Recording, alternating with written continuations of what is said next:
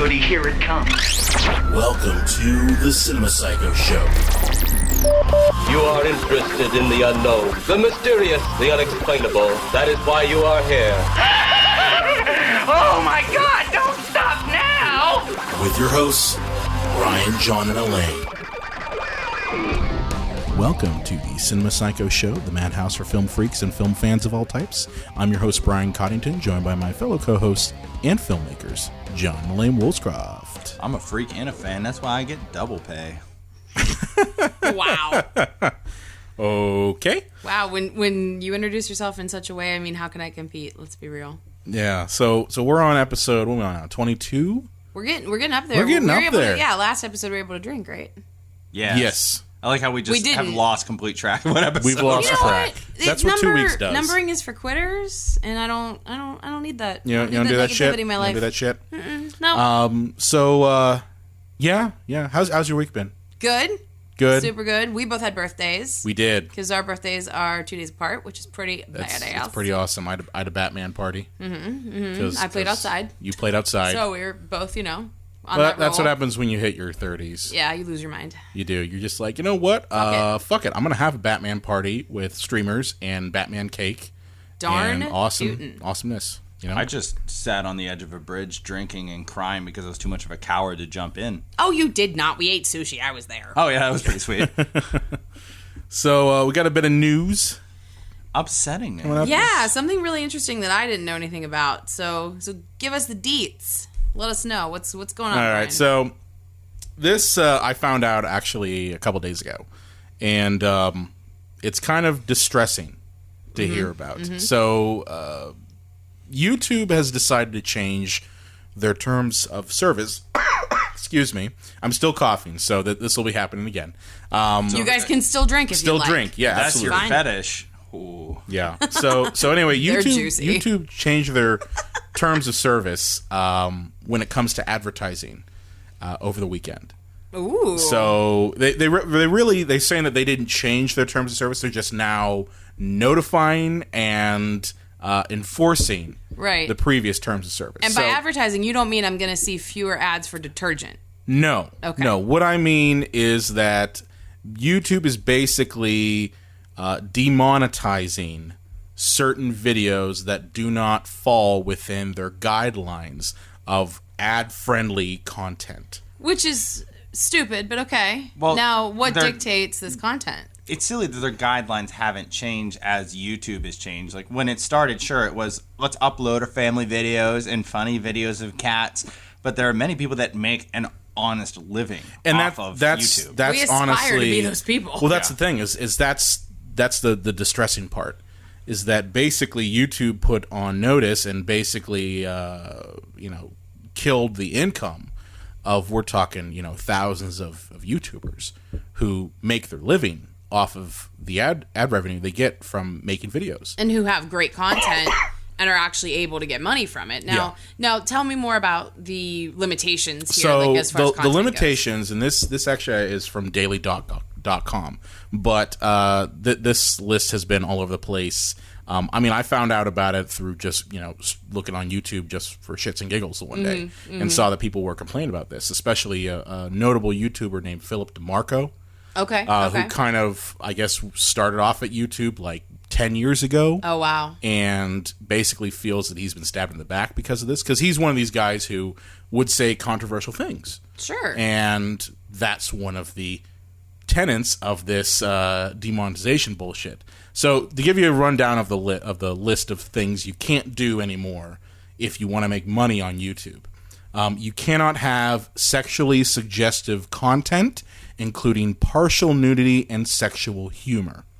Now, where do you draw the line? Exactly. There? Like, is Jessica Rabbit in Who Framed Roger Rabbit, is that sexual humor? Is that too far? And that honestly is the biggest complaint regarding all of these guidelines I'm going to read you, is that they are extremely vague. Extremely vague, to the point where honestly you don't know what would partial nudity be. If I show the top of my ass, does that count as partial nudity? Please or do. No. Or what about a midriff? Or midriff, exactly. Partial nudity can be different in different cultures. You know, if you go to the Middle East, you know, there are certain they're a lot stricter there. However, here it's not necessarily that big a deal. But so I mean, with these guidelines too, I mean, they could feasibly take down a lot of Taylor Swift and Beyonce videos because I don't think they've worn pants since 2011. Think about every single music video that you see nowadays. For the most part, has partial nudity in it.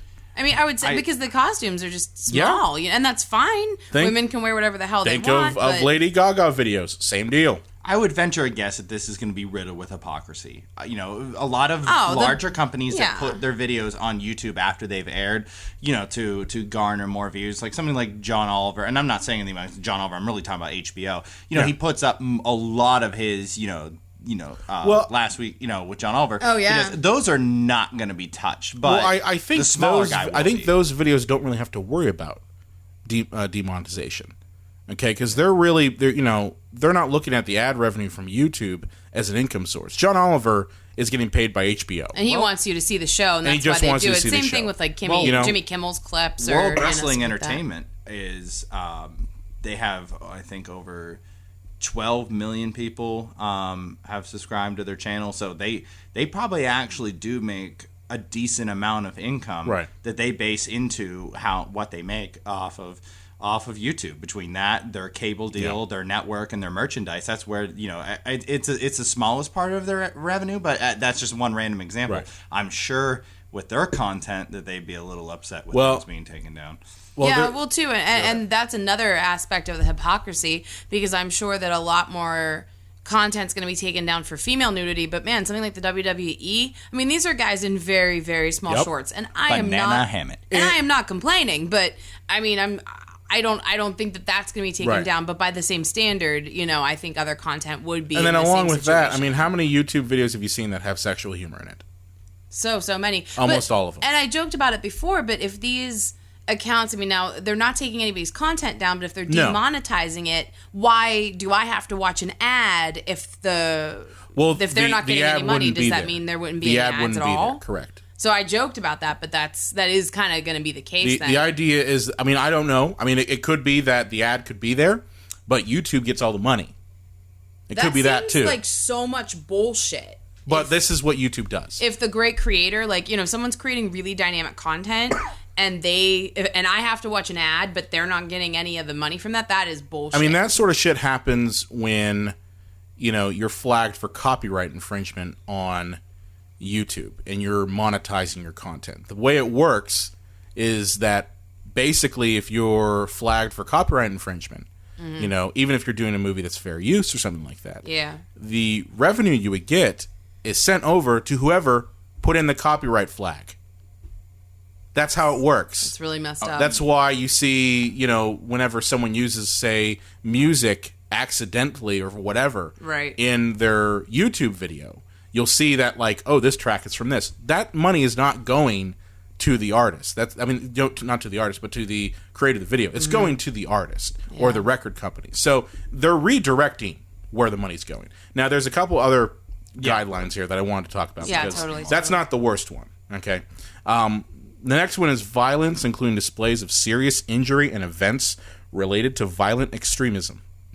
What the hell does that mean? That means that if you show a guy, skateboarding and falling on his dick, that cannot be monetized. Why did I laugh? Why was my first instinct not sympathy? I mean, I don't know. This is funny. Funny. Getting hit in the wiener is funny. Saying wiener is true, funny. though. It's true, though. Getting hit in the wiener is funny. Or when George C. Scott got hit in the wiener by the football in The Simpsons, said, "Oh, my dinghy." That's good stuff. Dude, you guys both laughed.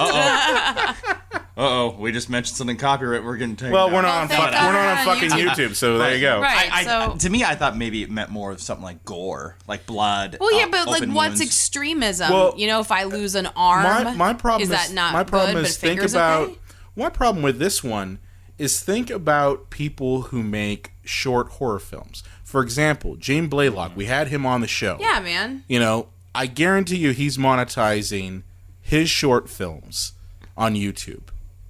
Because, as he should. Yeah. And his films might have gore in it, might have violence in it. Mm-hmm. They're a fictionalized violence, but it's still violence. Does that mean he's no longer going to be able to monetize his films? Because honestly, a bunch of prudes on YouTube got all up in their ass because advertisers are scared of the content on YouTube. I mean, that's my problem with this particular line, is that targets, horror filmmakers who want to make a living on YouTube making shorts. YouTube has a monopoly. That's the biggest issue problem here. Like, if you want your video to get out there, it was one of those things, like, back in the day, you had to pay thousands of dollars to send your opus into as many film festivals as possible and hope maybe somebody along the way saw it and wanted to take it to the next level, and maybe you got some kind of release, maybe on tape or DVD, depending on the era, or maybe a very short theatrical release, or maybe you got signed on to do something bigger.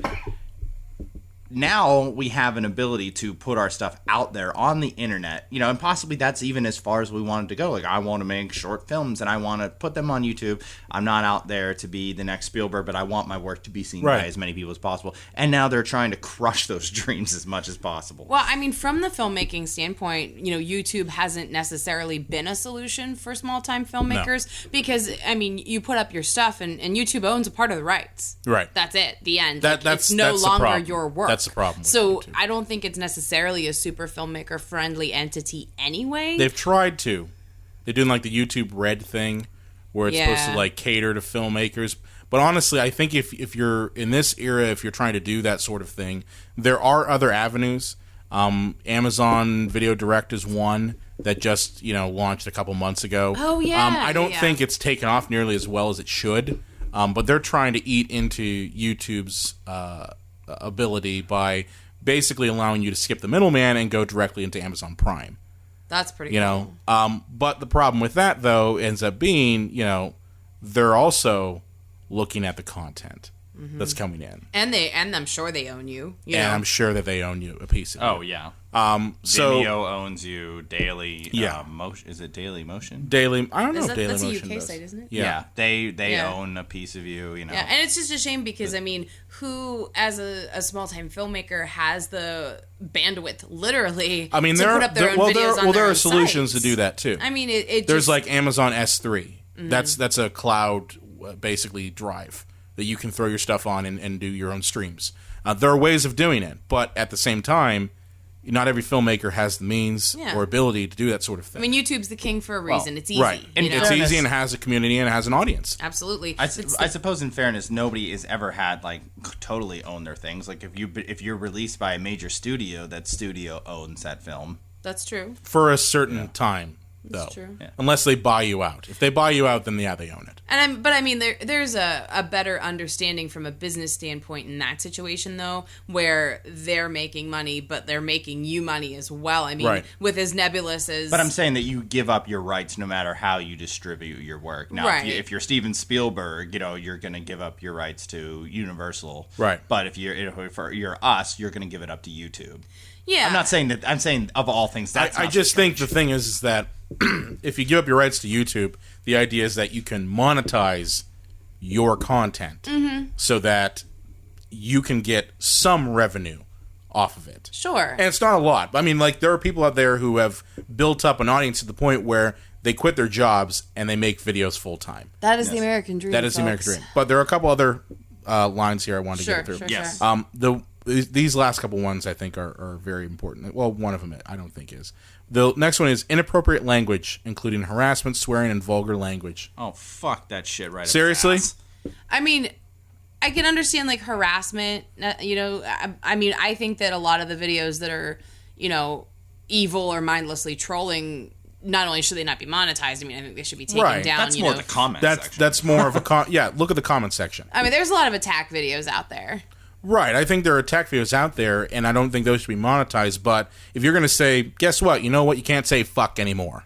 I believe in a world of free speech. I think you should be able to monetize any video, even if it is hate speech. That's absolutely that's the struggle of free speech. If a neo-Nazi, the way I look at it is if a neo-Nazi wants to go ahead and spout neo-Nazi shit on YouTube, and if the audience is big, and if he's able to get an audience and he wants to monetize the video, okay. We will agree to disagree on the Nazis. Keep in mind, I am Jewish. I know you are. So, I mean, there's no one who hates neo-Nazis more than me. And we have a Jewish friend. Yeah, there you go. But Brian's our Jewish friend. But I'm just saying, it becomes a free speech issue, and it becomes an idea of that the internet is supposed to be the last bastion of free speech. Well, my main where you can say concern anything with and make a living off swearing of it. is like, where do you draw that line? If you can say it, if you can say it on network TV, is it okay? Because I mean, Yeah, I'm sure they can say ass on Modern Family. yeah. You know what I mean, I've made some very regrettable binging decisions recently, and I was very surprised at the language on Grey's Anatomy. I mean, they said a lot more swears, and I thought that they could. Is it going to be the same, for YouTube? I mean, this is the problem, and this is the problem I had Look at shows like Rick and Morty. Yeah, Rick and Morty has horrible language in it that's amazingly funny. Yeah, exactly. And it's got, sponsorship. It's on Cartoon Network. It started off as a very, very vulgar YouTube video. Well, again, too, I mean, like John said, free speech, like you should be able to craft your content as you see fit. That's your job as a media creator. It's also how popular something is. Like, you look at the violence on The Walking Dead, which is a very beloved show. They get very away popular. with a lot. They do. It's kind of Extremely great. successful, extremely financially successful, and critically loved. Like, the violence is holy shit. I remember when I saw the pilot of the show, I was like, oh, I'll give this show a whirl. And, I think it was Rick just running down the street and shot a guy in the head, and half his head exploded. Like, holy shit, this is cable. Yeah. And if it's great. successful, you can get away with a lot. Right. I think you can get away with zombies as well, but that's a different So conversation. the next issue is promotion of drugs, regulation of substances, including selling, use, and abuse of such items. Now, what is that? Now, here's what I'm confused a little on that one. Does that mean, like, let's say the Nostalgia Critic, who I'm a big fan of? Yeah, me too. Yeah, Doug Walker. Shout out, brother. But he did a video where he did some Stephen King made-for-TV movies, and he did the Stephen King drinking game. And the joke was, he wasn't actually drinking the videos, at least I don't think. But he did that. There are so many tropes that you see in every Stephen King miniseries that he got just completely hammered because it was the same repetitive moments again and again and again. Now, is that like you cannot portray being drunk? Well, that's what I'm saying. It's promotion of drugs. Yeah, or and regulate substances. And I mean, I'm a hard person to offend, and I say this as having a friend who died of heroin overdose. Same here. What if you have a really hard-hitting, very ironic, like, anti-drug statement, but the content is, like, very gritty and very in your face. Yep. And it does depict drug use, but your overall message is don't fucking do it. Like, where do you draw that line? I mean, who at YouTube is going to be monitoring this and taking context into consideration? And I'm glad you mentioned that last point, because the last issue here is controversial or sensitive subjects and events, including subjects related to war, political conflicts, natural disasters, and tragedy, even if graphic imagery is not shown. And that's just straight up. So you can't talk silencing about people. anything. That's the fucking news. That's the fucking news. That literally is it. This is every media outlet on YouTube who just reports about the horrible shit that happens in our daily lives, because that's the world we live in. And they're basically saying, fine, throw that shit up there, but you can't make money off of that. That's ridiculous. So these people who are trying to do actual journalism about real things happening in the world are going to lose that as a source of income. Yes. And I feel like that is silencing, and I feel like that is trying to, like, fleece the nation. It is. To not make us aware of shit that's going on. And that's a scarier idea. They just want to push YouTube back to 2004, like when it started. You know? Well, I mean, I think this basically is saying, one, YouTube is going to be the home for Minecraft fucking videos and FGTV, which, if you're not familiar with FGTV, I have to watch it because my girlfriend's kid loves it and I can't stand it. But it's basically a bunch of family that basically makes stupid fucking videos. And they're sponsored by Disney and Cartoon Network and Nickelodeon and all this shit. And it's the stupidest fucking videos because all it is little kids running around and that's it. And it's cute. But that's what YouTube wants. They want those videos. They don't want people basically disrupting the fact that the world honestly is kind of shitty. And what is the great? Why are they doing this? Because they're afraid of it. Because they want. Well, I heard that their ad revenue has gone down, and I think that is what's stemming this. Because you think that no matter what the content, if it gets views and subscribers, then they Who would cares? be successful. It shouldn't matter. Yeah, it shouldn't. It really shouldn't. I mean, I just don't know what their end game is here. I think their end game is they're trying to control. For the sake of, I think the advertisers are the ones who came to YouTube and Google and said, "Listen, we don't want an Applebee's ad to go ahead and fly on, a bunch of drunk people playing games." And it doesn't. Well, there doesn't seem to be any semblance of what ads go where because I've seen there is no semblance. It's literally maybe that's what they should be controlling. Well, this is the humor. I'll watch like a cracked video where they just tear Donald Trump, to shreds. But the thing is, the video that plays right before that video is a Donald Trump campaign ad, and it's just like that seems silly. Or maybe tagging gone wrong. Well, I mean that's kind of the beauty of YouTube. Without this bullshit, is that the content creator is not beholden to whoever the advertiser is. Okay, like back in the day, you couldn't say certain things because the advertiser would pull the funding. Okay, the way it was before this shit. Was that it didn't matter what you were saying as long as you were able to generate income off of it and you were generate views and eyeballs onto it and people were able to watch that ad for a couple seconds or whatever, it didn't matter what the content was. It was just a vehicle for that advertisement. But what this is saying now is, oh yeah, by the way, we're going back to the days where the advertisers do have a say. Now, I have a solution for this whole bullshit here. Okay? The solution is taken from TV. Okay? The solution is basically create different levels of advertising for each video subject. Okay? This requires work on YouTube's part, and I know they don't like to do that very much because all this shit, by the way, is not controlled by a person. It's controlled by an algorithm. This is a robot that's basically demonetizing videos left and right. Okay, that robot robbed the robot from Nintendo. Yes, he's doing it. But what I'm saying is, short circuit. If you've got a let's say you're doing a video like the Nostalgia Critic, okay, you're dropping F-bombs left and right, you've got raunchy material. Okay, you know what ads should not go on there? The ad for Huggies. Okay, maybe you put an ad for maybe beer or cigarettes or something else, something that maybe fits in line, or maybe you put the movie trailer. Because it's about movies with that ad, okay? That's what I'm saying is, if you look at TV, whenever TV hits a certain time period during the day, the ads sort of change. That's okay? true. If or you're by channel, too. Or by channel, even. So, like, you'll get the 1-800, sex talk ads popping on at like 1 o'clock in the morning. You see a lot of those ads, Brian? I don't have cable. Well, let me tell you, I call Miss Cleo and she would not take her shirt Well, off. she's Miss kind of Cleo dead, died. so there's that. That's why. R.I.P. Miss That's why Cleo. she wouldn't take her shirt off. But what I'm saying is, that you have certain ads for certain times of the day. Sure. It's not a coincidence there's toy ads during Saturday morning cartoons. Yeah, well, I just think what's stupid, too, is they're just presupposing everyone's like preferences and how they want to do things, because to call out the example that you just gave, I mean, I'm not sure that there is anything wrong with having a Huggies ad on a very profane video, because what if you have kids and your YouTube videos like keep you fucking sane, because having kids is hard, like but you still need diapers and you're like, oh shit, I gotta go get the diapers after I watch this video. You know what I mean? Like, you don't know someone's circumstances until you know them. Well, when you're an advertiser, you have a brand, and you don't want your brand to be associated with certain Now, things. there is one thing I did want to mention, the last point of this, is that this isn't new.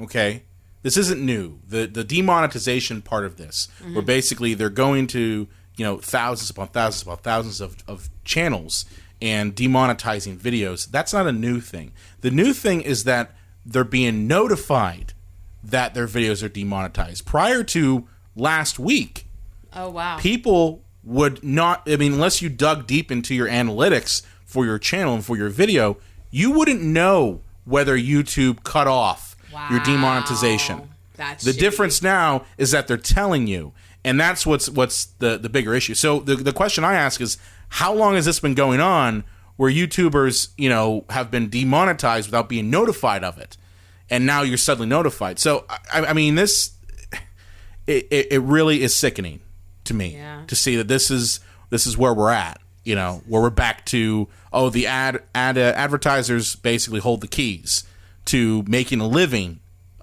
doing what you love. Which, I mean, that is not how it should be. That's No. just not it.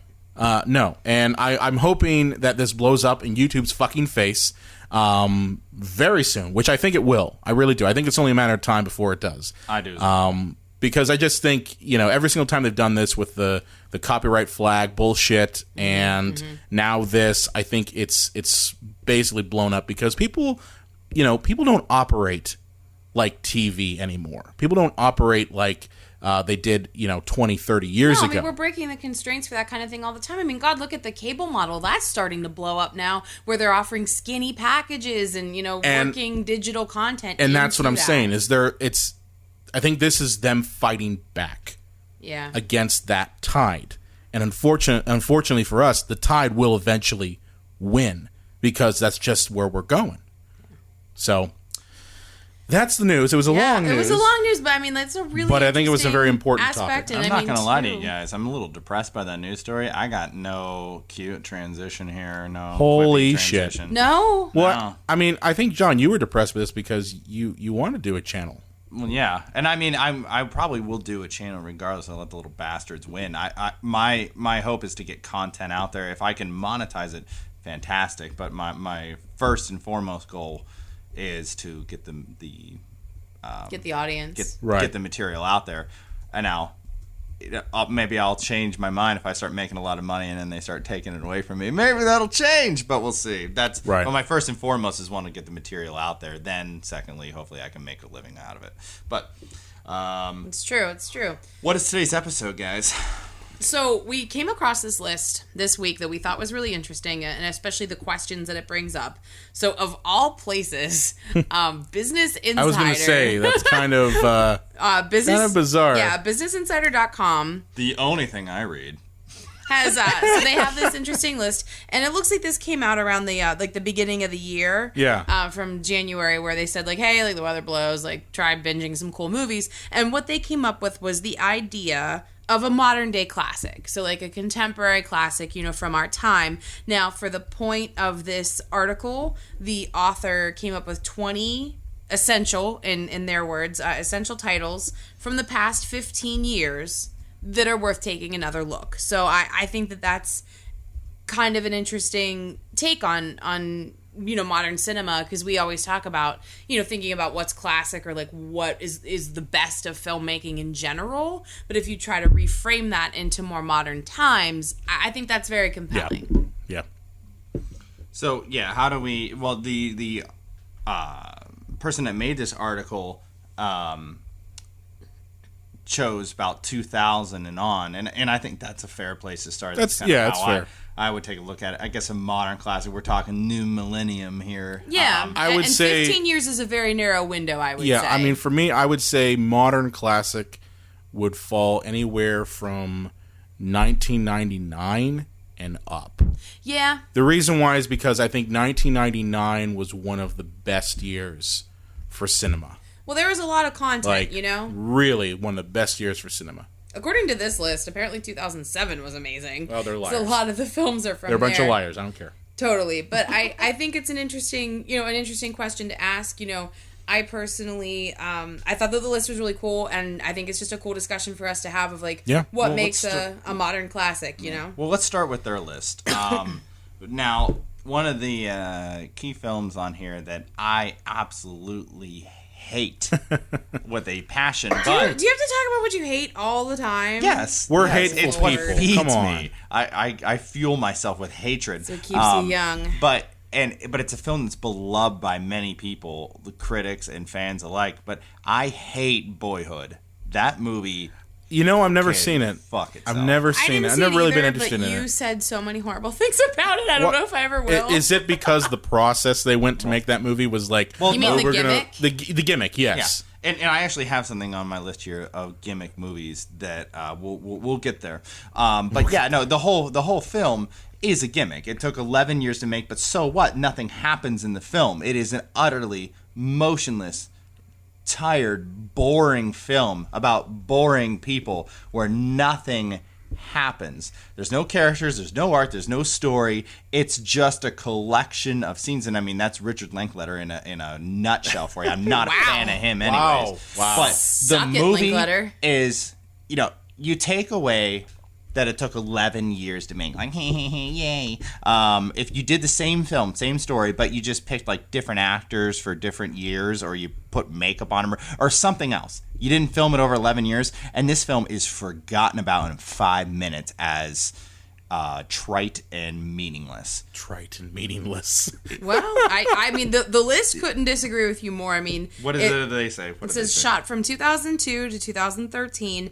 Richard Linklater's look at a young boy's life from adolescence to young adulthood is a special work that has rarely been attempted. The dedication by everyone involved is commendable, but the story itself is so powerful it rivals some documentaries in how realistic it is. What story? There's no story to it. It was just a collection of moments. Is it realistic? I mean, I guess it's hard to say. Like, we don't really have kids, but well, I mean, the thing is, you have certain people's like lives. Like, you could relate, I guess, to some situations, especially if you're white, because but if you don't relate, I feel that if you relate to the characters and you had a similar upbringing, like if you had a mom that had a lot of issues with men that were abusive one way or another to her, or had a divorced family, there are things in there you can say, oh, I could relate to that. But there are better films if you want to like have a coming of age. There are tons of stories. Summer 41, Stand By Me. There are a lot of films that are coming of age that actually have a story and a purpose. Right. Okay. But let's fair enough. Let's I mean, talk about a few other the films. list is pretty expansive. It is. It It's covers about 20, a few 20 films. Yeah, and the film covers documentary as well. That's what I was just gonna say. Yeah, one of which is cool. my all-time favorite films, Bowling for Columbine, which I know can be a little controversial. I know Michael Moore, you either love him or hate him. I like Bowling for Columbine. The one I did not like on here was Super Size Me. Really? Was it because it was that so hard to watch? That movie is Well, so no, hard to watch. I think I know where you're going with this. Go I ahead. just hate it because, again, it's a gimmick. Okay? It's true. a fucking Morgan gimmick. Spurlock's a gimmick. Like, Yes, Morgan Spurlock is a gimmick. People complain, oh, Michael Moore, like, all he wants is the movies to be about himself, which that's fair. I suppose you could say that, but nobody is more egregious to that than Morgan Spurlock. Yeah, Like, Morgan look Spurlock at me, is way worse. I'm going to just eat McDonald's. Or And my thing is this, not, I know people are like, oh, well, some people actually do this.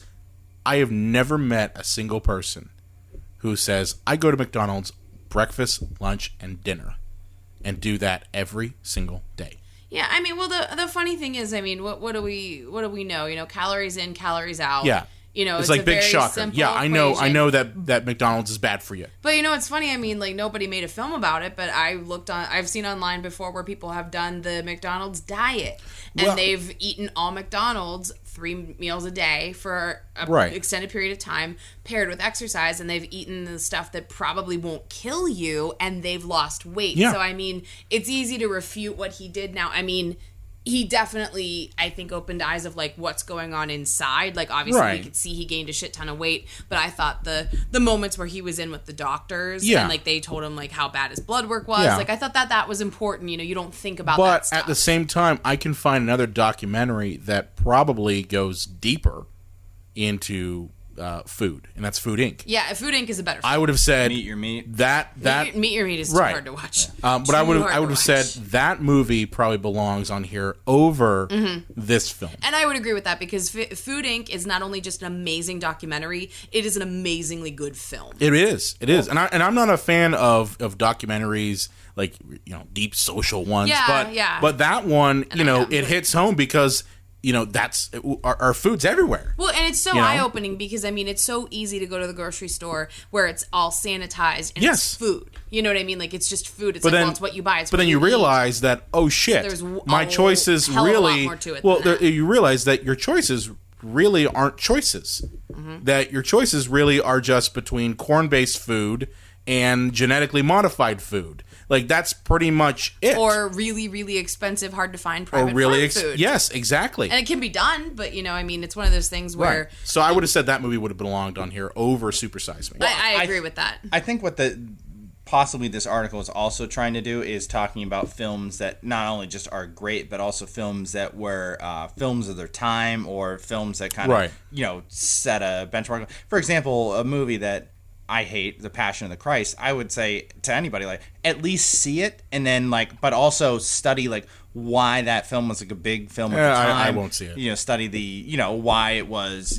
such a controversial lightning because, rod. They are a time... And I'm not saying see them. I'm saying see the movie as almost kind of just to understand something historically, not see it because it's anything more than just a violent Jesus snuff porn film. Yeah, that's primarily my reason why. Yeah, well, and to the point of the list makes about Super Size Me, you notice, like, at McDonald's they don't have the Super Size option anymore. No, I've and noticed. they have some stuff that will kill you. You still can get a large and get a medium at McDonald's. Yeah. So they don't call it super size, but the option is still there. But I think that they were a little less egregious in their situations. Right, but I'm just saying they really haven't changed their ways. They've just changed the marketing for it.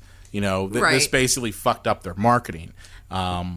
So, but it did push them to more transparency. I mean, you can go online and you can see how many calories are in everything. And, and at the time, like, again, I think we're glossing over this fact, but I mean, this film was made in 2004. Yeah. And it brought a lot of the changes that we see today, where not just McDonald's, but all fast food chains have to be more transparent because, society demanded it of them. Right. Starting with this film, this was one of the first times I saw a documentary that really took on a big corporation. Right. So even though Food Inc. was a better film, it came out later and was probably, it's only there because Super Size Me came first. So I think that's what John's saying. Like, not only was this a trailblazing kind of film for its time, it is a product of its time. Yeah, I just felt that this film just wasn't. Yeah, I mean, it was a gimmick. It's it really a shame was. that Food Inc. wasn't on the list, but like I said, we have that film because because I of get that. it. So I get it. I thought it was interesting. There's a lot of animation on the list too, and some. Oh, you had Wall-E on there, and you had They Ratatouille. had Ratatouille. Which, and I think that's weird. I think that's a stretch. I mean, out of animation, like if you're just based on animation alone, there's a lot better animated films. I was gonna say, like, why wasn't Toy Story on here? Toy Story 3. Or even Up. I mean, I hated that movie, but a lot of people really liked it. Up, I think, would be a classic on here. I mean, there are some questionable ones on here. Like, I mean, one, I've never seen Man on Wire. Yeah. Or one of the animated ones I thought was aptly put. I thought Wall-E was a great addition to this list. Wall-E is Pixar's finest work because it's it's one of the best films of the 2000s. Very underrated. It's reduced often to the iconic two starring robots of it, but it says so many things about society, global warming, and again, obesity, which is like a huge topic. It's also, at the end of the day, too, just a beautifully constructed film. Yeah, it is visually stunning. But I think that definitely deserves a place on this list for sure. But I thought it was interesting that they included some animation on the list as well. Very few comedies. Bridesmaids is on here. I guess it depends on your, Bridesmaid, definition they included of comedy. that. P.S. When the hell did Bridesmaids become a 5-year-old movie? That movie's 5 years old. That's crazy. Fuck that. At least according to this list, crazy. it is. That makes me want to cry. So I think that was the aptly deserved. I think Kristen Wiig is genius in this movie. Yeah, I would say that's aptly deserved. I mean, granted, it kind of led to Paul Feig destroying Ghostbusters, but I mean, it is a good movie. I think that the cast and Paul Feig created something in this movie that they haven't been able to create since, which is something interesting to kind of consider as well. Absolutely. So, I love the fact they included Inglourious Basterds on this. Yeah, because I think really did. I think it speaks to how like a filmmaker can come into a new era of his own, Yeah, I would say that's definitely the turning point between, the, what would you say, the 90s and even early 2000, gangster type movie that Quentin Tarantino was kind of known for, with like even Kill Bill and Reservoir Dogs and Pulp Fiction and all those types of films, even Jackie Brown, to something that is a bit more serious. even though there are comedic elements to this, and honestly, like Inglourious Basterds is a fucking it's super hilarious dark, movie. and I think it's extremely dark, and it is from my perspective. Again, pulling the Jewish card here. I like the fact that I get to see Hitler get shot up. Hey, just saying that. I love the Bear Jew. Eli Roth. I'm not a big fan. I mean, I like some of his movies, but I mean, he did make Hostel. So I was surprised how good of an actor he was. He is a in this, very good actor. I don't have like that much exposure to him, but I didn't think he was too bad. But too, I mean, it gave us Christoph Waltz. It's true. That's the first thing I ever saw. It launched his career. So it's interesting that that's on the list. Fantastic performances in that movie. Because it is, I would say, a little bit comedic and a little bit in the vein of dark comedy. That's where its comedy is. It's not a comedy, with Christoph Waltz, you've got a character that is so evil. Mm-hmm. But he is so fucking funny. Yeah. At the same time, like when he's sitting across from, Brad Pitt and saying, ooh, that's a bingo. Yeah. And he's going into, how when he like twists and he's like all excited. That is like my favorite gif of all time. Oh my god! I put that shit in an email at least once a week because it's hilarious. Excitement. But at the same time, he is extremely terrifying. Oh yeah. In this film, it's a very powerful performance. The Diane Kruger scene. Between him and Diane Kruger. I love Diane Kruger, by the way. She's it's interrogation, and it's right. It first starts off with their friends. It's amazing. And then it goes back and forth, and you slowly start to see that turn where that evil part of him comes out. Brilliant scene. I love the fact and Glorious Bastards. We should do episodes based on filmmakers and their impacts. Like, I guess maybe I shouldn't use being live or recording to ask this of you guys, but we should do an episode on Tarantino or Well, I think that's why we were so drawn. Moore, I think that's why we're so drawn to this list because they picked a ton of prolific filmmakers that have a significant body of work, and the list kind of explains why this is a good part of their definitely catalog. So a couple of things that I wasn't surprised by. I wasn't surprised that Eternal Sunshine of the Spotless Mind was on here. I think that is an overrated movie. I do too. It's but Charlie I can see why they Kaufman's picked it. most approachable. I just really think that's it. true. I think that's like the hipster Bible film. That's like saying your favorite Johnny Depp movie is Pirates of the Caribbean. Like, let me go vomit. I would say Blow would be my favorite Johnny Depp film. Ooh, nicely Ed done. Wood. Ed Wood's a classic too. I mean, honestly, like that, or even Donnie Brasco. Oh yeah, really good film. I forgot about that. That is a good one. But yeah, I mean, they picked a lot of really prolific filmmakers. No Country for Old Men's on the list. I hate that film. Can we talk about this? I like that film. There are movies that that you love that everybody else hates, and there are movies that you hate that everybody else loves. I don't hate this movie. I'm going to bravely admit I don't get it, and I've tried. That's where I'm at too. I've really tried. I just don't get it. Best Picture of the Year. Every critic loves the damn thing. Wins every award. I'm like, okay, I love the Coen Brothers. Love the Coen Brothers. And I watched it, and I was like, I don't get it. Well, maybe it was just the first time. I've watched it 5 or 6 times, and I just you still don't get it. Don't get it. And you know what's so funny by contrast? I mean, I certainly respect the Coen Brothers, but I don't find myself connecting to their work a great deal of the time. Like, I respect what they do. I know that they're good, but they're just not usually for me. I really liked this movie. I remember we walked into the theater. I just don't get it. This is I just 2007. It's not my type of movie. A movie I have on my list that came out the same year that is also on this list is There Will Be Blood, which is one of my favorite films of the decade. Amazing film. It's That's unbelievable. An amazing film. So it's funny to me. I thought, well, maybe There Will Be Blood will shock and win Best Picture of the Year over that movie, but nope. It was No Country for Old Men, and I just sat there perplexed on Oscar night. Yeah, I mean, There Will Be Blood. I mean, it's an amazing film. I'd say some of Daniel Day-Lewis's best acting. Yeah, absolutely. I mean, unbelievably good performances. I mean, just really well done. I drink from your milkshake, and it's just so, and it's very timeless, because of the way that it was shot, But I think it's also a good addition to the overall picture of this list. I know we disagreed pretty strongly with a couple of them, like Zodiac's on the list, and it is by far not David Fincher's best. It's all right. If you want to go David Fincher, it's certainly an above average movie. It's not a fantastic movie. Yeah. I enjoyed it a lot. I own the movie, but I'm not going to say that it's a modern day classic by any stretch of the imagination. I'm sorry, but if you want to go David Fincher on this list, you've got to go The Social Network. I hate The Social It's a Network. phenomenally good movie. But I hate The Social Network. It's a phenomenally good movie to me. The book is fucking terrible. The book is so boring. For me, I can't, again, there's a lot of gimmicks in Social Network, like the scene where they're at the club and Fincher's like, "Oh yes, we wanted to make it so that you couldn't hear what they were fucking saying, because in reality you couldn't hear what they were fucking saying."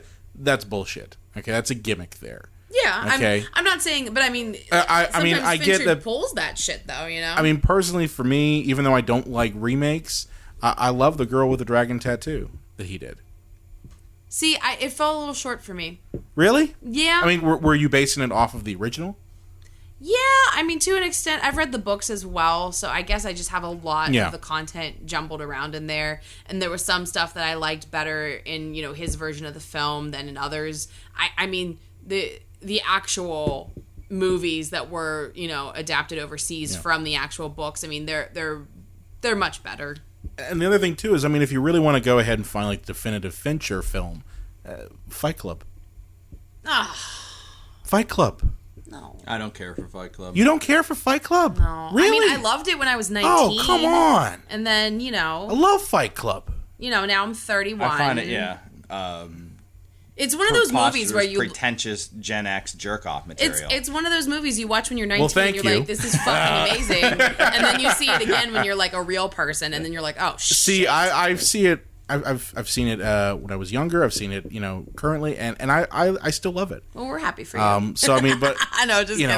It's got that we're raw very much in attitude the minority here. Everybody loves Fight yeah, Club, everybody loves the book. Everybody loves the movie. Yeah. I mean, So- people openly want to rub, So let me ask you. I know, John, whole deal. you came up with kind of a list of films that you felt, and I kind of drew up a couple just while we were talking here.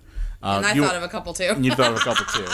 Yeah, so you I made up a hard list with here. a list, Yeah. Woolscroft. Jesus. So just going by the years here, in 2000 for me, it was. I should actually start with the one that I'm kind of disappointed with now in hindsight. When I was 15 and this movie came out, I thought it was one of the best movies of all time. But while I still like it, every year that it goes by, I like it less and less. Is Gladiator. Yeah. Oh, Then that movie won Yeah. Best Picture Yeah. of the Year.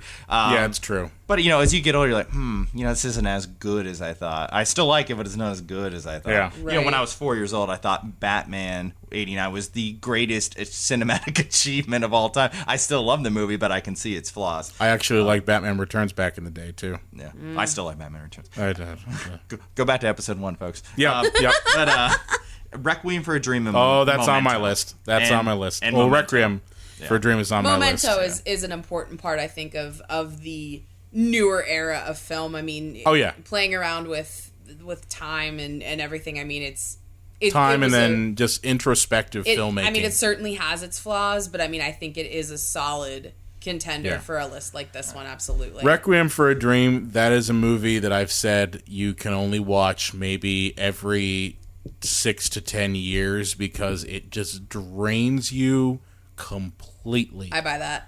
I can't watch it. I mean, honestly, it's been a while since I've watched that film, so I'm probably due for a screening of it, and then I could go ahead and wait another 10 years. But, I mean, that movie is, if you want to see what drug addiction is, folks, and what addiction in general is, watch that movie. Hard to watch. And then, like, it feels like you're watching the bottom of a taxi cab. Yeah. Like, that's what I feel. It feels like when I'm watching that movie. Yikes! So, For 2001, A Beautiful Mind and Mulholland Drive. Oh, Mulholland Drive. That's a Mulholland good one. Drive is good.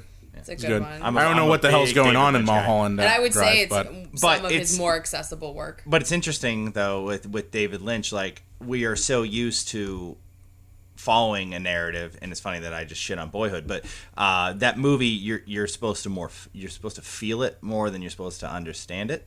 Yeah. And that's exactly, it's going with just the whole idea of how Hollywood is just so upside down and backwards, and you're kind of going into Wonderland, in that kind of world. So nothing makes sense, and neither does that film. right. And one that, so if I had any street cred left, here it goes right out the door, because I think I'm one of the only people that like this movie. I loved Artificial Intelligence. You know, Yep. it's AI. not a bad film. Yep, that's Up you. until the ending. You had me the see ending it, and kinda it's not sucked a bad ass. one. Well, you have another one on the list that I think is very interesting as well. You want to go into 2002? Are you peeking on my list? And Damn right. How long's your list? It's very long. we'll start to very narrow it down. long. I'm going year by year here. 2000 was here. Just 2002. 2002. Do the other one for 2000. Yeah. 2002, Gangs of New York. Loved the film. Daniel Day-Lewis blowing it up again, as he always does.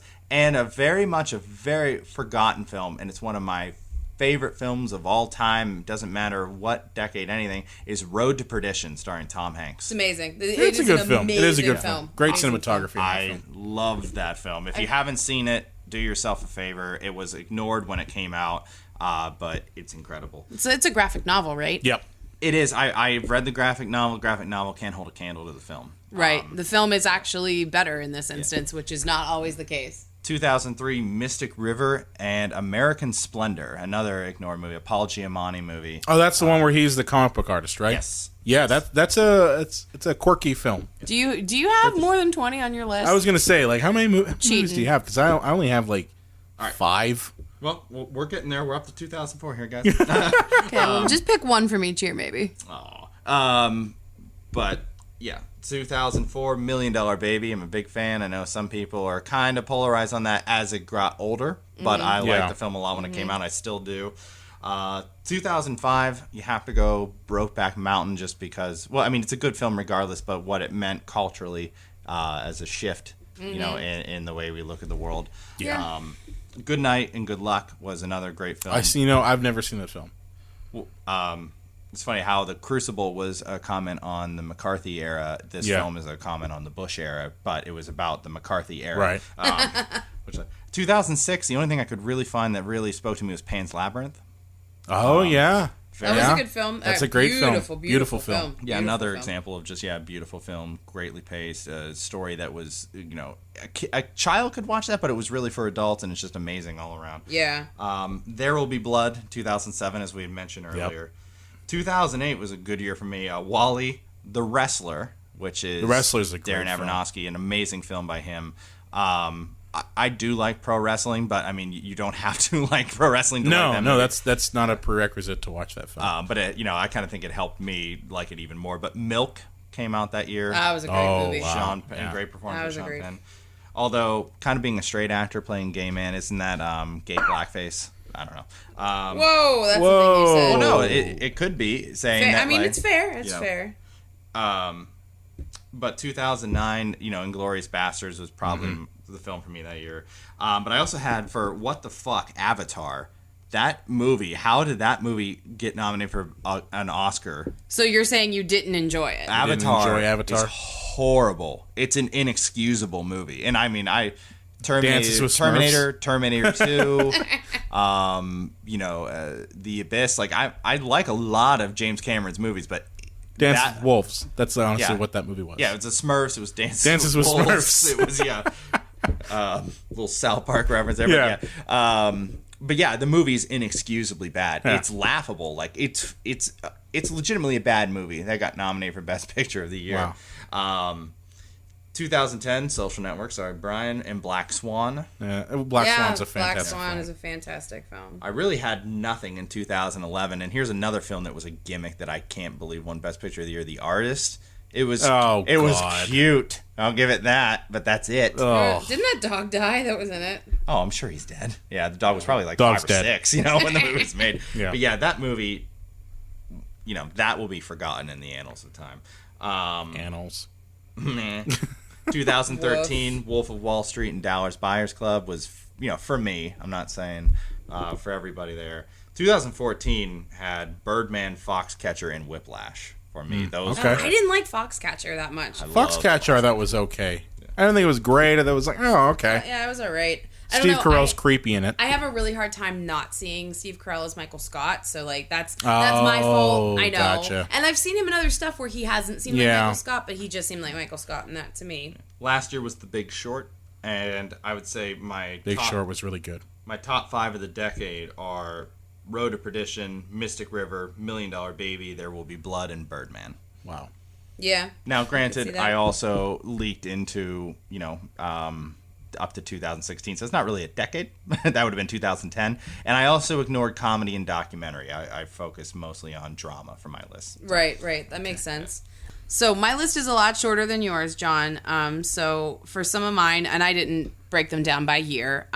So I think Amélie. Oh yeah, starting like 2001, because I think that was. You went Farron, huh? It was. I mean, it was one of the first. I tried to say American. Yeah, I mean, it was one of the first Farron films that, like, well, Pan's Labyrinth isn't. That's true. But That's it was true. one of the first Call me films out. that kind of opened us up to European cinema and to realize, like, hey, there's a lot out there, guys. and honestly, it's beautifully shot. It is. And like the colors are just so beautiful. That's my thing. Okay, so like I teach color correction, and I use that film as an example because of how the color palette has been created for that film, and how they use color as a way to direct your attention to certain things. And that's one of the things I really love about the film. I mean, it's also just like wickedly funny and kind of getting that different sense of humor, from a different perspective, I think is really great. It's really quirky, and I like that. It is a very quirky film. So that's definitely on my list. We talked about both Food Inc. and The Social Network. Those are on my list. The Dark Knight's on my list. Oh yeah, The Dark Knight is a great film, and I don't think that Christopher Nolan has achieved anything quite as good in any of his other work, and I'm sorry, I'm just throwing that out there, because I thought that it was better than Inception. Inception is on the Business Insider list, but it's not on mine. I would say I think that's debatable. Okay. For me, That's as fair. a Batman fan, I always float more towards Batman films, obviously. Sure, of course. So I look at Dark Knight as our version of Batman. Okay, and I mean, like, yeah, you've got the DCU that has come out now. That's still not our version of Batman. Our version of Batman is, Christopher Nolan's version that he perfected, in my opinion. And like The Dark Knight is the and the best Dark of Knight. the I'd three. say that. Yeah, that's right. Absolutely. It's the only comic book movie that's legitimately a good movie. Absolutely. Absolutely. So that's on my list. Slumdog Millionaire's on my list. That's all right. I think the storytelling's good. Yeah, the storytelling's really good. I think the storytelling's good. I like the way it's woven in, and I again, like, different perspectives, global perspectives. I think that's important, especially for American moviegoers. Shaun of the Dead is one of my favorite movies, and That's it is a an beautiful amazing homage. Like, it's a beautiful homage to the zombie film. Yep. I think it's some of Simon Pegg's very best work. Yeah. I think he's it's hilarious also in it. I think that's also one of the first times that you saw a really successful blend of horror and comedy.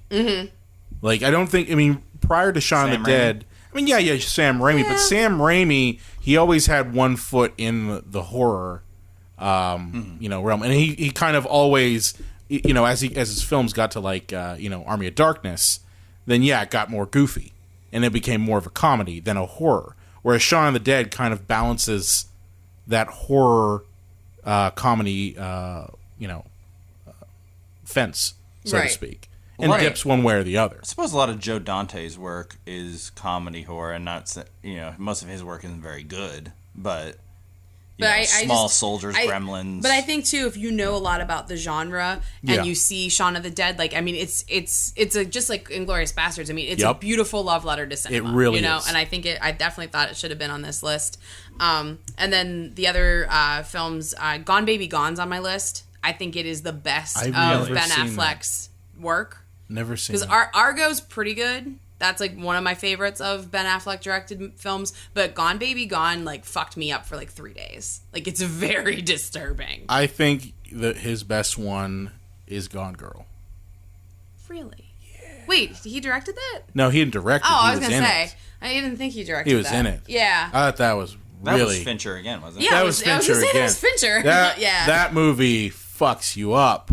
Well, it's funny because... It really does. It's funny because that film, I think that Ben Affleck is that guy, because the guy in the book is a total douche. Yeah. And I I think never that read makes the book it for work. But the funny thing is that Gillian Flynn's other books make that film look like a Disney movie. Her books Wow. are fucking dark. They are dark. Wow. I read Sharp Edges. Mm-hmm. Shit, she has 3 books, and I've read, there are maybe more, but I've read 2 of the most 3 famous ones, and the one is just so messed up. Like, I was like, well, I'm done. I'm never reading another one of her books again. Brian, what about your list here? But yeah, Well, definitely. Lane, do you have any left on yours? The only one I have left is The Departed. Oh, I'm sorry. That's I okay. thought That's this a was good film. finished. I think The Departed, if we talk about a modern classic, You know, I mean, you Yeah. talk about a very prolific director. Absolutely. Talk about remakes there. I mean, we'd had a whole episode where we hate remakes. That's a remake. It is. It is. It It is, is but a I think remake. it's a great film. It is But a yeah, I remake. mean, I agreed One with of you. the last Jack Nicholson performances. She fell funny. Yeah, so yeah, my list's a little shorter than yours, but My but my some list films is for shorter sure. than all of your guys. That's okay. Mainly because I put it together before the show. Aw. So mine includes one from 1999. Okay, and this Okay, is that's fair. because for me, I think, and I've seen a lot of people say this in forums and blogs and that 1999 was one of the best years for cinema. Yes. And I still hold to that. I still believe that. So the first one I'm going to say is The Matrix. Okay. There's a reason why I say that. Okay, I'm listening. One, it's kind of like Batman '89.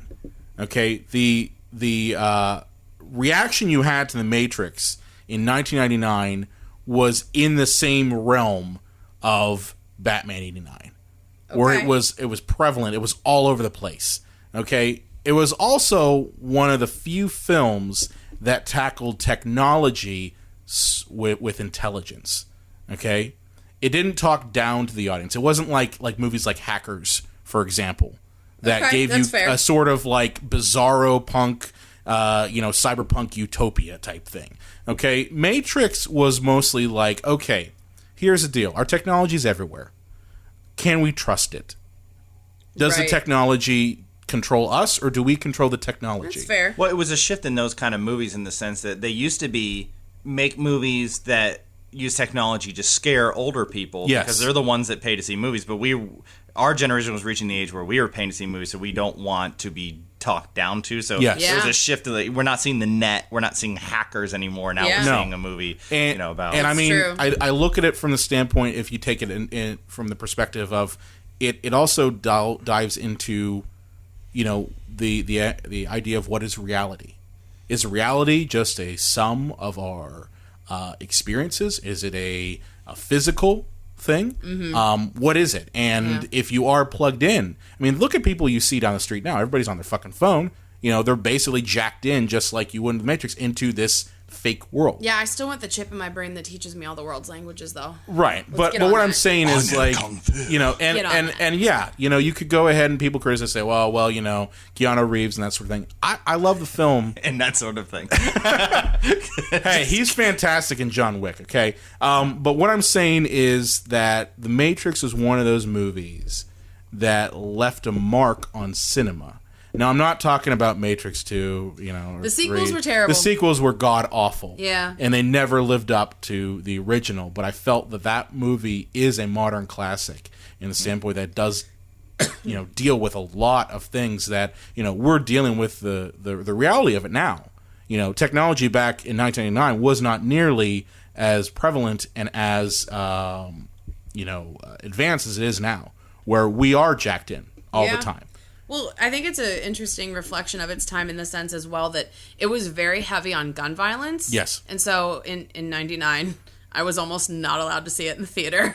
Yeah. Calling myself out because my mom was really concerned about the gun violence. But 1999, there was also a very significant gun violence event that year. Yeah. And it's a reflection of our times. I mean, Yeah. that was the year of Columbine. Yep. And I feel like it was almost a time where there was a societal shift where we started to become numb to gun violence. And different podcasts, different topic. But I think our generation is very desensitized because we've had this long-standing relationship with gun violence, especially as it's portrayed through the media. But I mean, if you really look at it, that movie's very violent. It is. Well, it is extremely it's funny violent. how you can look at movies through a new lens and how depressing they can be when you do that. You look at the 9/11 first responders and how so many of them now are riddled with cancer. Yeah. Because they jumped in and tried to save as many lives as they could. course. You look at Fight Club, and now those buildings were empty at the end of that movie. Spoiler alert if you haven't seen it.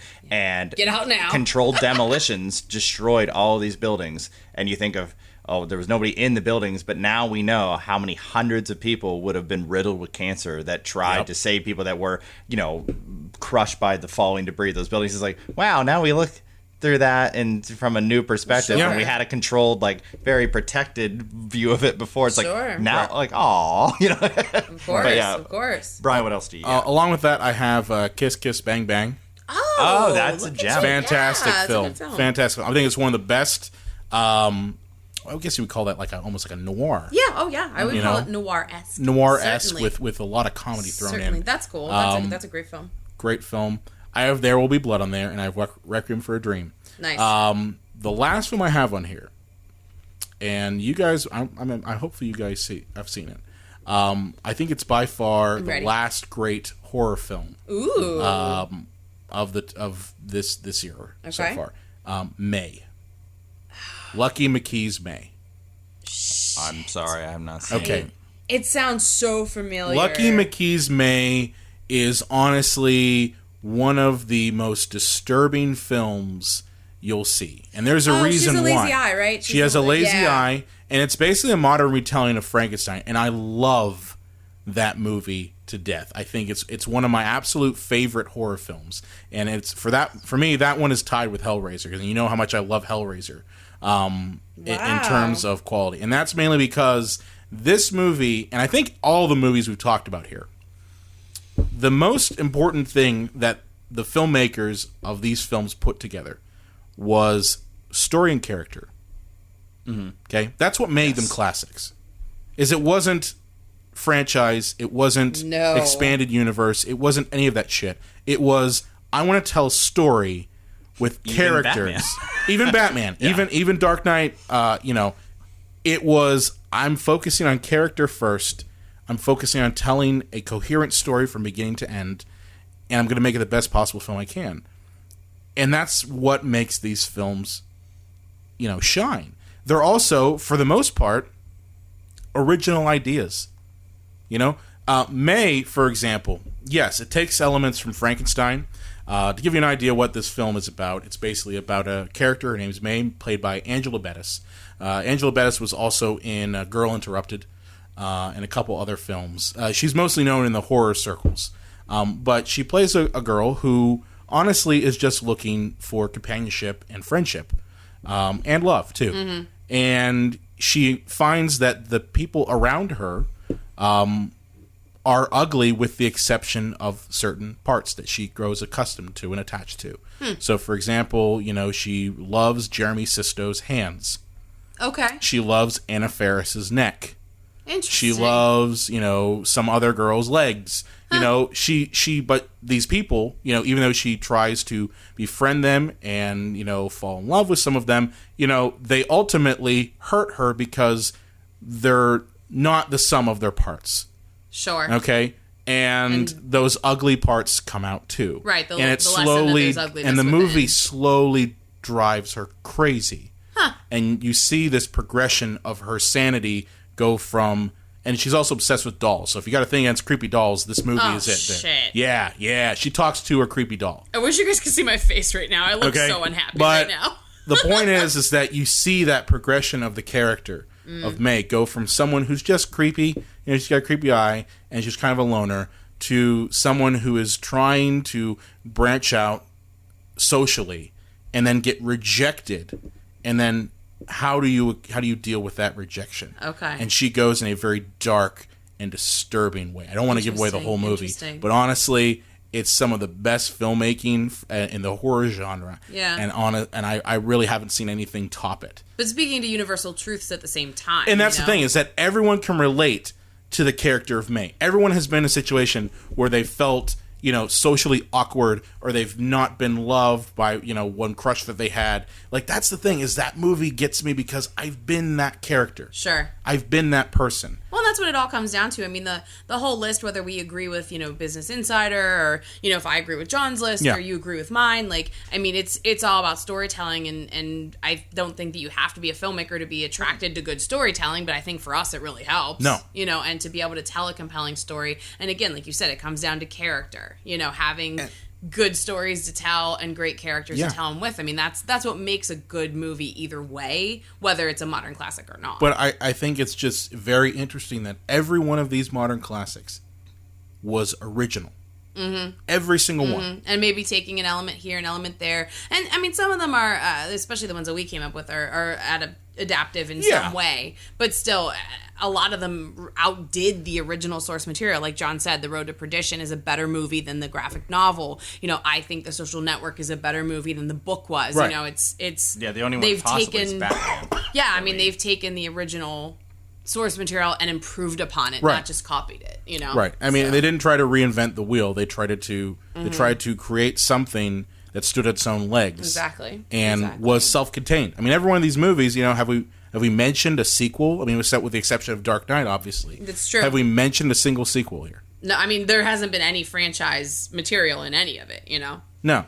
Everything has been the either the original in a franchise, or it Nothing is on my list. or it has been, you know, something like The Dark Knight, where honestly it can't stand on its own. Yeah. You don't have to go ahead and watch Batman Begins to go ahead and understand. get Dark Knight. Sure. Makes So sense. I definitely think that. Yeah, So so This whole era is hard to define. You know, you had like the gritty 70s. You had kind of the boomer response to the 80s, where it was more, you know, the films turned a little more positive and were more reflections of a bygone era, like Indiana or a lot Jones of children's material. you know, and then you got kind of somewhere in between for the 90s. Like this This ironic. whole- I think this affectation era of the has 90s. been it's everything. It's all over the map, and I think that's kind of where things have honestly, gone. I've always felt It's that interesting. this It's era, that you could say that it's influenced by, you know, post 9/11, has been escapism.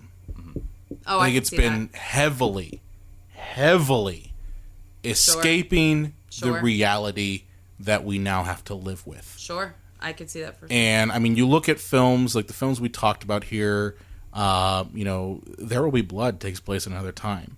Requiem for a Dream. I mean, that takes place. Did that come out before 9/11, or did it come out after? Before. Yeah. So I mean, that's the thing. Like, that movie is not escapism, but every movie after 2001 somewhat is. It can- An interesting we've film seen that way. didn't do that well, even with like a mainstream A-list actor in it and an A-list director, was War of the Worlds. And I mean, that movie had its problems, but really that movie was a reflection of 9/11 and being involved in two wars. Exactly. You know, obviously, the tripods were, you know, we know what they really were, what they were Right. Sure, meant but- to represent there. Sure. And it brought up, like, you know, the worst in us, which is really what in reality would happen in those situations. You look at Roland Emmerich's, you know, and I'm not the first person to say this, but Independence Day, that was a reflection in the 90s, where we thought, oh, we'll all unite and, you know, we'll all come together and we'll all hold hands and we'll all win together. And you see War of the Worlds post 9/11.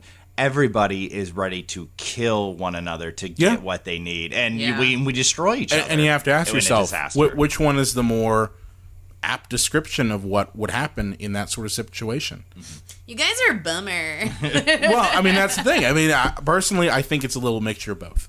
Sure. I think it's a mixture of both. I think you're definitely gonna have people who take advantage of a situation, Sure. and then you'll have people who decide, hey, Who try to do the right thing. Is that the the best way needs to of the describe many, it? you know, overcome the needs of the one. Yeah. So Outside of Yeah. like 99 and 2000, is the best way to describe like a modern class? Is it post 9/11? Do we use that as a benchmark? that's what everyone else seems to I mean, I don't know that it did. Post 9/11 work of art, you know? I don't know. I don't know that it defines every single film itself, but I mean, I guess we have to look at it through that lens because it is a huge change, you know. I mean, it's our version of post JFK, right? Yeah. Like, it's our generation's equivalent Pearl of Harbor, that. You know, JFK, all exactly, kinds of exactly. things, yeah. So, I mean, every time has that event that turns things, and I mean, that could be the thing for us. You know, like I said too. I mean, I think a lot of, you know, gun violence in our generation's lifetime could be part of things as well. You know, but I think that you have to take a look at what's happening culturally and look at films in context. And I think you're onto something with the escapism stuff, Brian. I really think that our era is not necessarily you know, patriotism, because I mean, you could look at the 80s and that's pretty much what it was. You know, you pretty much, you know, rah, you know, macho man, and so much cocaine. so much cocaine. It was, it was representative of the Reagan era. Reagan era, Yeah, of course, you know, of course. against communism, that sort of thing. I really just think that our era is marked by extreme escapism. Yeah. And trying to, you know, not deal with the very serious problems that honestly we deal with every day. And I'm talking about climate change. I'm not talking just about wars. I'm talking about inequality. I'm talking about the utter injustices that happen every single day, that we see on the news, that we see all over the place, and just decide, hey, you know what? I'm going to escape that for about 90 minutes to 2 hours. It's true. So It's true. That was one sorry thing. to bum everybody out there. No, I mean, well, it's true too, because even in the Great Depression, It was escapism. people still went to the movies, even though they didn't have that much money. They still went to the movies so they could And they forget their drank. shitty problems for a while. Rise of course they drank. Universal Monsters honestly came about at a time when people needed to escape Yeah, absolutely. that shit. So they rather go ahead and watch Dracula, Frankenstein, the Mummy, and Yeah. all those guys on there Yeah. But people instead still of deal with regularly bread went to the lines and movies. unemployment. Even when they were in dire straits, because they needed it, and I feel like we still need That's them, right. and that hasn't changed. But So it I was a think- cool list. I love Yeah. talking about that stuff with you And guys. I think this is the perfect episode to say, hey, any listeners out there, tell us if you agree. Tell us if Oh there's my Yes, gosh! anything you absolutely. Give us your Give list. us your list. Talk to us on Facebook. Yes. Find Get us at on Twitter. Yeah. If you're like, hey, you know what? I disagree with your fucking list. Go ahead and tell us what movies you think are modern Totally. classics. I mean, maybe be nicer than that. maybe nicer than that. I Say, mean, hey, I like Hey, being nice. no, be you.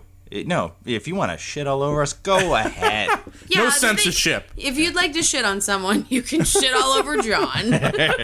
No, yeah, if you agree, Yeah. disagree, if you have your own list, Yeah, we want to hear it. We Let wanna us know. And for honestly, sure. like, here's what I'm going to say. If you have your own list, if you do give it to us, maybe we'll talk about it Yeah. on the show next time. Why the hell not? I'm into it. Might as well. I'm into it. Because obviously, we had to cut it off somewhere. We could have probably talked for 9 hours. We could have done a Ken Burns podcast here. You know what I mean? So we have to cut it off at some point. We do. But I mean, there's so much that you can go into. This is a long Absolutely. episode, but I think And it's cool. we'll link both the list and then our lists in the Yes, show notes, right? absolutely. Cool. So please be sure to like us on Facebook, Twitter, Instagram at Psycho Show. If you do have a favorite movie you would like for us to review or a question you want to pose to us, you can contact us at our website, cinemapsychoshow.com. And be sure to subscribe to get your next show available every Friday. And if you think of me before you sleep, you will live forever. Good night, Damien. Good night.